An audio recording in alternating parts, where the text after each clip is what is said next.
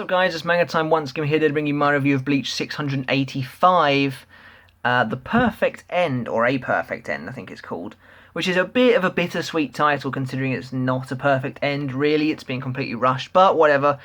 Everyone knows it's been rushed now, forget it, there's not much we can do about it.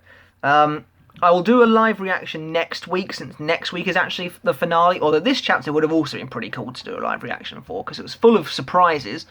Some not so good, some pretty good. Well, most of them alright. Anyway, let's just get on with this. So yeah, Bleach is legit ending in a couple of weeks. Good news is that we do have an extra chapter. Bad news is that there's a break next week, so we have to wait an extra week to get the ending. So, I feel like it's Torture Bleach Fans Month over at Shonen Jump. Anyway, let's stop being so bitter. There's a really nice colour page this week. Apparently we've got colour page next week as well, which is cool. But there's a really nice colour page this week of Ichigo just looking out. And it's a good thing that we see him here, because there's a time skip in this chapter, which is pretty fucking mental. And this is the only time we get to see Ichigo before that time skip. So, yeah. Anyway, he looks really cool. It basically confirms my original thought that I didn't really like Ichigo's shoulder pads and X, and he looks much better without them. I do like the Hayori at the bottom, though. That looks fucking awesome. And I do like Ichigo's, I guess that's his Zangetsu that he killed Yuha with, but I don't really know. Actually, no, I'll get into that in a minute. Anyway, yeah, no, really good job on the colour page, Kubo. It's kind of hopeful. Ichigo looks really strong. Cards are great. There's a special announcement coming. Bleach is ending next chapter, but there will be an extra important announcement as well. All signs point to it being the anime, and I think that's the most logical one. However, a lot of people have been saying that they think it could be a sequel. I don't know. Kubo's been doing this for like 15 years now. I think he's probably a bit sick of it. But maybe he's going to do a sequel. I don't know. I don't know. That'd be cool. There's a lot of stuff that needs to be wrapped up. So it's basically pretty much the sort of chapter I thought it was going to be. I wasn't expecting the time skip, to be honest with you. I wasn't expecting that at all. I was expecting a wrap-up chapter, though, and this is what that is. I do like wrap-up chapters, I have to say. They're some of my favourites because they tend to flit around a lot of different characters and you get to find out everything that's going on. But most importantly, wrap-up chapters tend to showcase the tangible effects on the world that the events of the arc have had. And I really love seeing progression like that. I love seeing changes to an established status quo.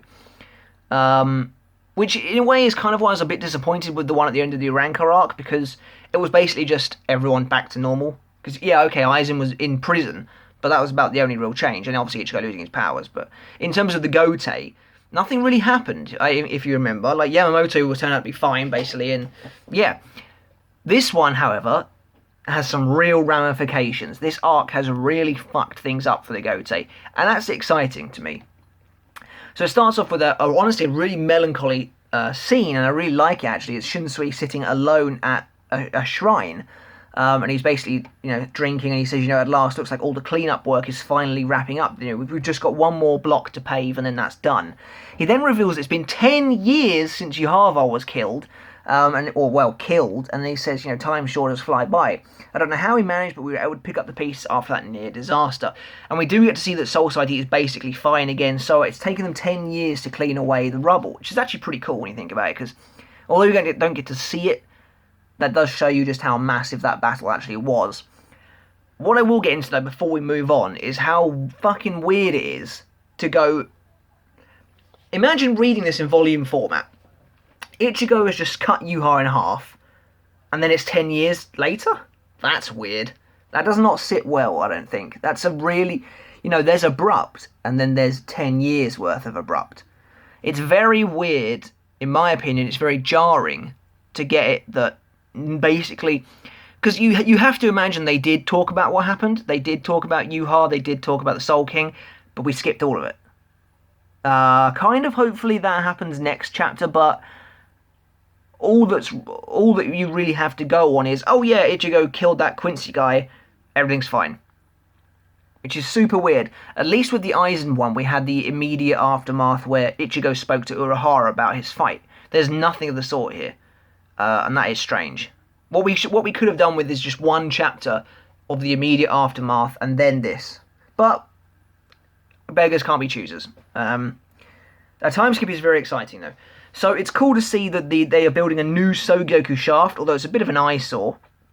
And to be honest, its perspectives are really weird. But Sogyoku Hill cut in half as well, and there's no Senzai Q anymore, obviously because of the battle with Yuha. But yeah, no, it is pretty cool to see that monument. I mean, I don't think they're really going to have executions like that anymore, but I think that is more a monument to the growth. It's a visual kind of metaphor for Soul Society rebuilding itself and growing again. Basically, I think it's a strong, proud metaphor. Anyway, we find out that Shunsui's still Captain Commander, as you might expect, and basically someone says, "We're out of time, please pick up the pace," and Shunsui gets up, and as he leaves, he turns to the middle of the shrine, where there's a fucking gravestone, and he says, "I'll be back and we can talk some more then, Ukitake." What? Ukitake's dead? Just like that? I really like seeing Shunsui looking back at the grave. That's a really solemn and cool picture. But what? Ukitake just being dead? That's really brutal treatment of a character that's been around since the beginning. And not only that, everyone loves Ukitake. He's like one of the nicest guys around. And he's just dead. And you know what's even worse is that his last moment was him failing to protect the world. Obviously, his death, to be fair, does add weight to his sacrifice. But Yuha broke Mimihagi almost instantly. So, very weird that Ukitake's been offed like that. It'd be interesting if he wasn't dead and he was just with the Royal Guard or something, but I'm pretty sure he is dead. Anyway, yeah, so Shunsui's leaving, and as he leaves, and I think this is potentially the most important part of the chapter, because it clearly means something. And bear in mind as well that Kubo, we know he's been rushing, so everything that happens in this chapter has to be deliberate. So why do we see a lick of shadow coming up from the ground? Is that a remnant of the Mimihagi still surrounding Ukitake? Is it a Quincy shadow?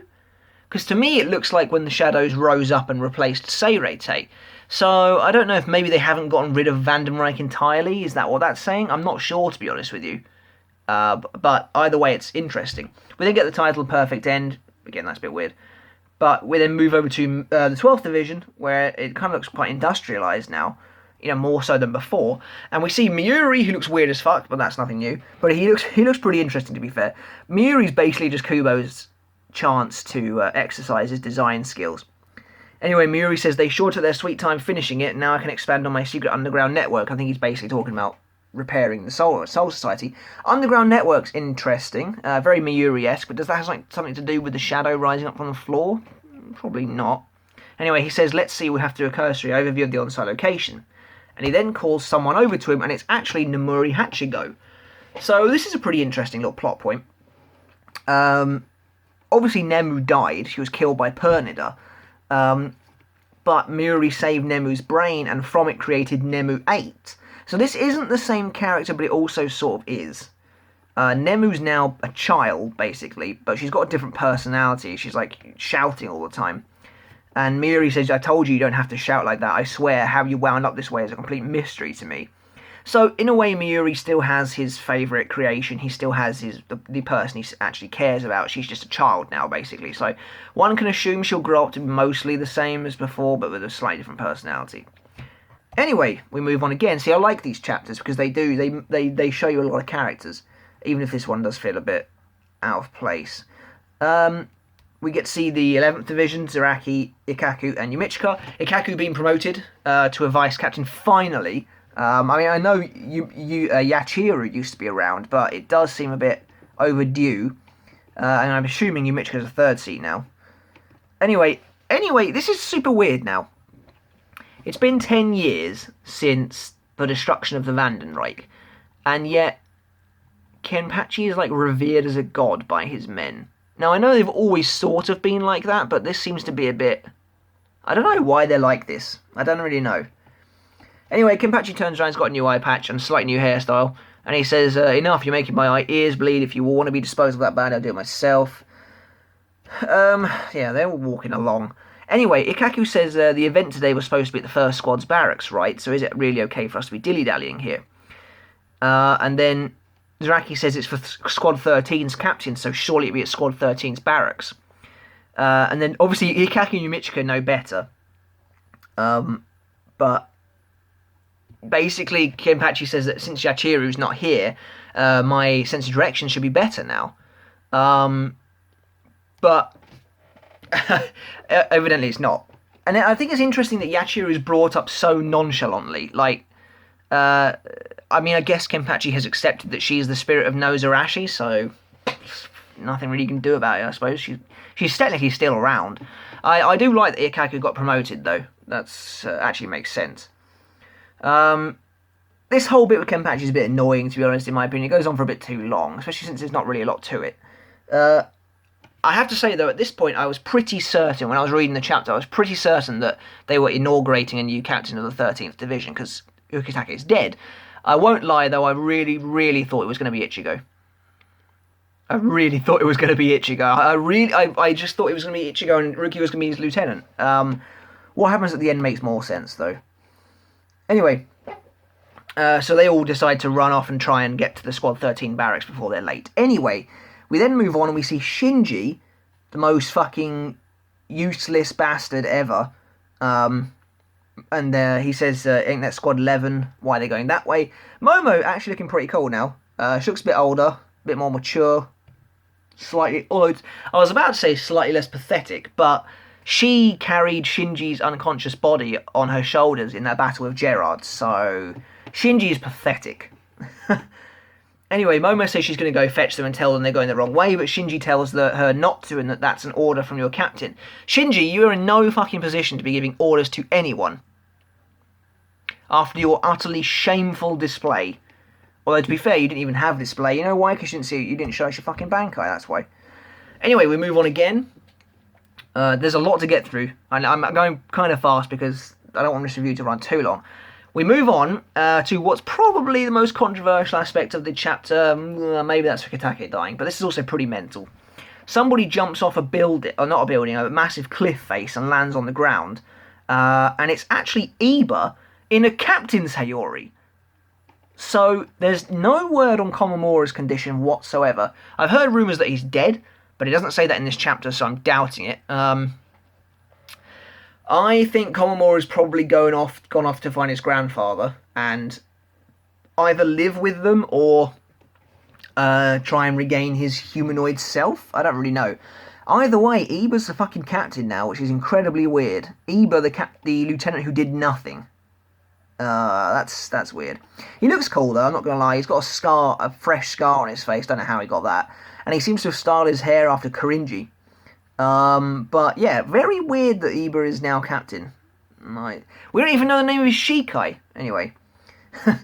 Hitsugaya Matsumoto show up. Hitsugaya now a child. I don't know how or why, but oh well. I'm guessing his adult power-up was temporary. And he says, did you just arrive from the training grounds? Your work ethic is putting the rest of ours to shame, Captain Iba. And it's pretty cool that Iba doesn't consider himself worthy of being captain rank. He says, I've still got a ways to go before my body is fit to be that of a captain's.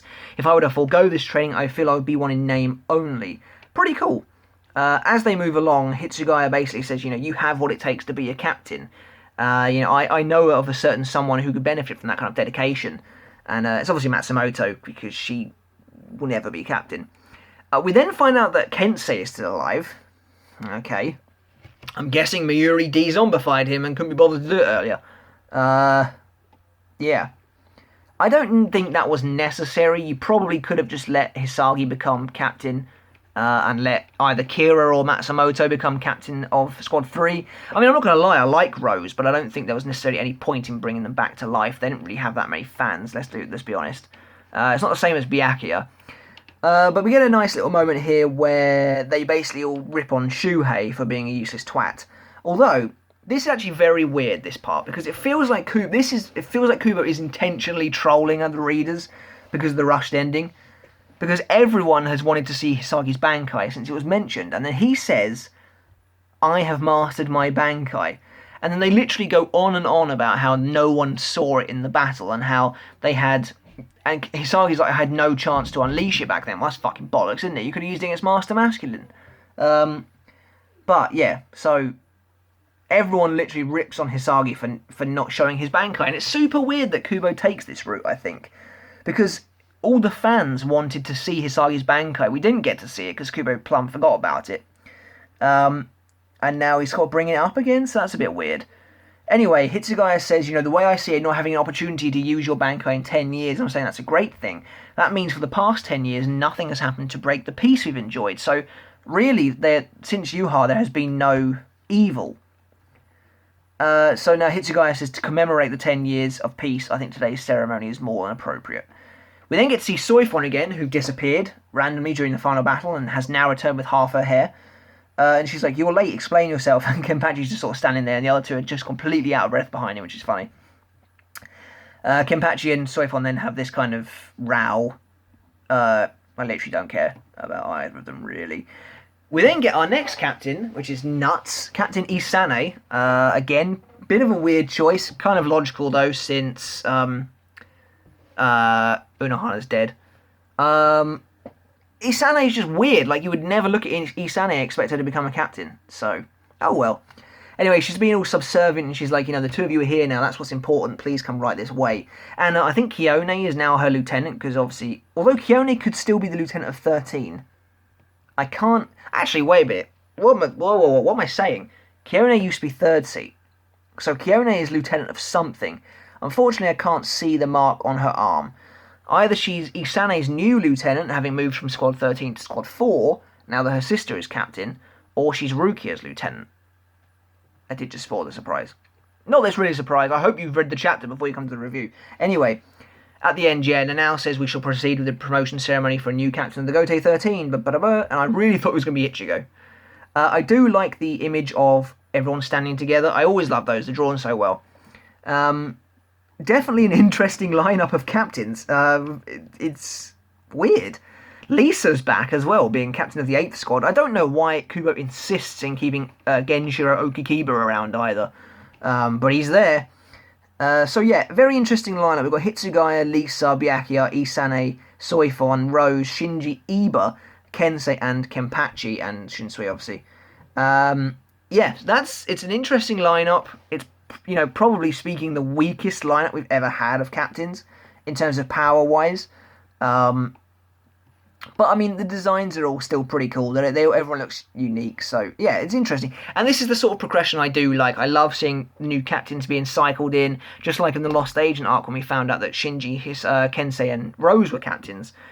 This is really cool stuff. I still at this point thought it was going to be Ichigo. I thought it was a fake-out that Rukia was coming in. I thought she was going to be his lieutenant. Renji's now got new hair as well. He's got a braid. And he says, what's with the long face? Don't worry. If your knees start to buckle and your legs give out, I'll be more than happy to give you a piggyback. And Rukia comes in like, shut up, shut up.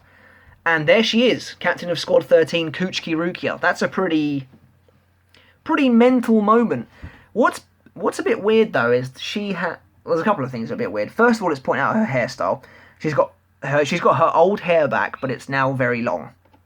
But fine. I love how her Hayori looks basically way too big for her as well. It just looks massive on her. She looks really weird.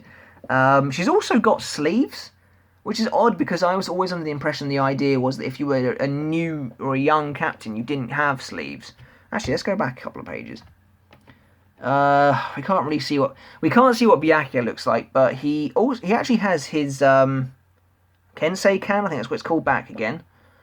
Isane has sleeves. Maybe that's just gone out the window now, but I could have sworn that was always what it was. Oh well. But yeah, Rukia's a captain now. Cool, I guess. It's very weird to me that Renji still isn't the captain and Rukia is. Not to disparage Rukia, she did kill Asnot with her Bankai, so she's worthy of the title, but Renji's just done so much more, I think, over the course of the series to deserve being a captain, but... To be fair, Rukia's captain is the one who died, so... I also want to point out that it's weird that Iba became captain of Squad 7 when Love is still presumably kicking around doing bugger all. So, yeah. Love got, fairly jumped over by Komamura, because Komamura had taken the seat by that point. But now that Komamura's not around, I don't know why Love's not there. Oh, well. Anyway, the final page of the chapter is actually a weird one. It's sort of a cliffhanger. We get to see Akon, yeah, my boy Akon. And he says, where did the captain vanish off to? Oh, yeah, that's right. Today's a new thing for the captain. Fuck, what's that guy's name? Oh my god, what's the fat guy's name? Hyosu says, I hate to break it to you, but he went to investigate the reconstructed sectors. So Miuri's doing some shady shit with the reconstructed areas of Soul Society. And Akon says, what for? So we don't know what Miuri's up to. That seems to be a plot point going into the next chapter.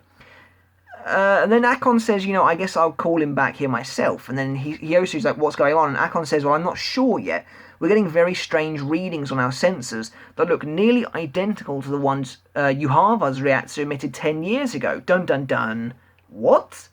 So is this supposed to be like some kind of dodgy cliffhanger? Yuhava's back. Blah blah blah. There's a couple of reasons why this could be happening. The first one is Ichigo's reiatsu is now so godlike it's resembling Yuhava's, but I don't think that's likely because Ichigo's reiatsu is not going to have changed, it's just got more powerful. The other answer could be Uryu, because he's a Quincy, but even then I don't see why Uryu's reiatsu would feel like Yuhava's, unless they don't... I don't know, that's the thing, I don't know. Unless they're not saying it feels like it, it just has the same strength.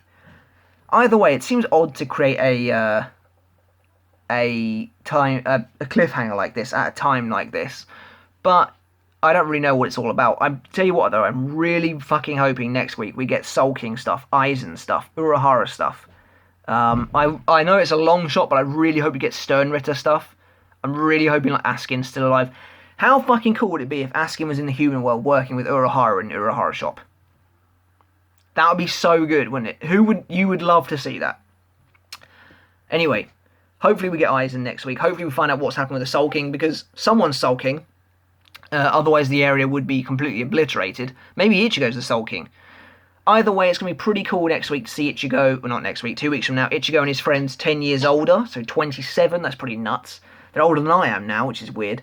Maybe, oh my god, I was about to inflame the shipping wars, but I don't have long left before the battery on my phone dies, so let's just go through this quickly. I've never been one to care about shipping. I'll be brutally honest with you right here and now. I think you already know that. But I would, if you are an Ichiruki fan, I would logically speaking, prepare yourself for the worst next chapter. Because there's no conceivable way Ichigo and Orihime are not together in some form after 10 years. 10 years. Something is going on there. Of course it might not be, because Ichigo's basically asexual, so, yeah, I don't know. But anyway, I'm not going into shipping much. We'll see what happens next chapter. Yeah, but that's pretty much it for this rather lengthy review of everything that happened this week. So do let me know in the comments below if I missed anything out, and let me know what you think is going to happen next week, how you think Kubo is going to possibly wrap this up. What do you think the big announcement is? Please subscribe to my channel. I'm going to be doing more videos after the series ends, top 10, stuff like that. Yeah, but my phone's about to die. So until next time, guys, let me know in the comments what you thought, and until then, see you later.